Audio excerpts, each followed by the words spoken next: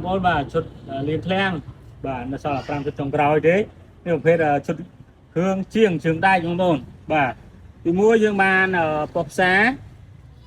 បាទប៉ុស្សានេះគឺ brand Sanuki បងប្អូនជប៉ុនបាទ quality បាទប្រភេទ inverter weller បាទប្រភេទប្រព័ន្ធសំចៃភ្លើងហើយនឹង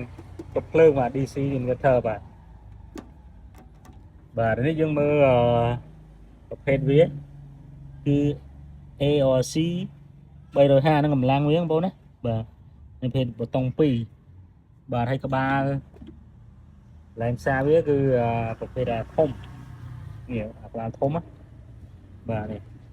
ភាសានេះភាសាធំដល់បានដល់4លីហើយខ្សែផ្សាវានេះអាន5ម៉ែត្រហើយនឹងខ្សែម៉ាស់បាទប្រភេទដូច2បងប្អូនណាហើយយើងមានបានស្រោមដៃមគូមានស្រះដែកហើយនឹងមានវ៉ែនតាហ្នឹងគឺប៉ុស្សាបងប៉ុស្សាឬក៏ទូផ្សារបាទតែហៅទូផ្សារនៅខ្លះប៉ុស្សាបាទតមកយើងបានម៉ូទ័រស្វានបាទធ្ងន់ណាស់នេះបាទប្រភេទបាល់10លីបាល់ដែកបាទប្រភេទដូច2ដែរនេះ8បាទហើយនឹងបានម៉ូទ័រឆាបបាទប្រែមទឹកប្រេនក្បាលបាទតោហ្មងណាបាទលូស៊ីបាទតោអានេះក្បាំងការពារអានេះផ្លែឆាពីមួយហើយនឹងដោះសោហើយនឹងឈូងមកបាទឈូងវាបាទខោណែនាំបាទនេះប្រភេទកងតាក់នៅមុខក្រោយបាទអានេះប្រភេទដូច2ដែរបាទនឹងមូតបាទហើយអានេះប្រភេទម៉ូទ័រកាត់ដាច់3តកន្លះ brand Hikura